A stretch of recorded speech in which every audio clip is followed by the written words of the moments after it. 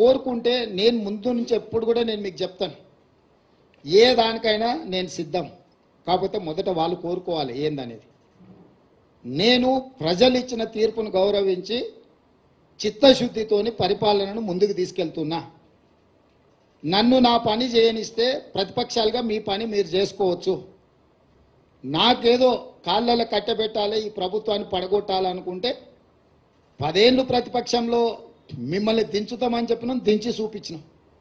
ఇప్పుడు కూడా మీ ద్వారా స్పష్టంగా చెప్తున్నా, పడగొట్టాలన్న ఆలోచన మీరు చేస్తే మీరు నిద్ర లేచే లోపల మీ పక్కన ఎవడూ ఉండరు, మీరు తొడుక్కున్న బట్టలు కూడా ఉండవు. లేచి చూసుకుంటే ఎమ్మెల్యేల సంగతి చాలా దూరము. అట్లా ఒకవేళ వాళ్ళు కోరుకుంటే నాకు ఏమీ అభ్యంతరం లేదు. మీరు తారీఖు చెప్పండి, పడగొట్టేది ఏందో చెప్పండి, దాని పరిణామాలు ఏందో నేను చెప్తా. తారీఖు నిర్ణయించుకోమని చెప్తున్నాను నేను. ఒకవేళ ఈ ప్రభుత్వాన్ని పడగొడతాము అని మీరు బింకాల కోసం పొంకనాల కోసం మాట్లాడుకుంటే నాకేం అభ్యంతరం లేదు. ఎందుకంటే పొంకనాల పోసిగానికి 3 ఏళ్ళు 36 దొడ్లు అని వెనకడికి పెద్దోళ్ళు చెప్పారు. పొంకనాల కోసం అయితే నాకు అభ్యంతరం ఏం లేదు. కానీ ఇట్లేదన్నా వ్యవహారం చేస్తే మాత్రం దానికి తగ్గ ప్రణాళిక మా దగ్గర సిద్ధంగా ఉన్నది. ఎవరేం మా మిత్రులు ఈ ఒక మంచి ప్రభుత్వం పడిపోతుందేమో అని ఎవరు ఆందోళన చెందాల పని లేదు. 10 సంవత్సరాలు మా ప్రభుత్వం ఉంటుంది.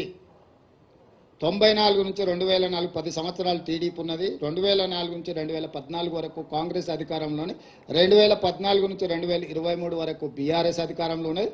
2023 నుంచి 2034 వరకు 10.5 సంవత్సరాలు మేము అధికారంలో ఉంటాము.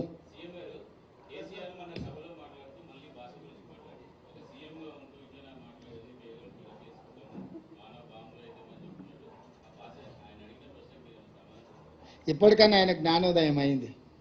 గతంలో ఆయన ఏం మాట్లాడినా ఒకసారి సోషల్ మీడియాలో పెడుతున్నారు, చూసుకోమని. ముఖ్యమంత్రిగా శాసనసభలో ఆనాటి పిసిసి అధ్యక్షుడు ఉత్తమ్ కుమార్ రెడ్డి గారిని ఏం మాట్లాడిండు, బయట ఏం మాట్లాడిండు, సభలలో ఏం మాట్లాడిండు ముఖ్యమంత్రిగా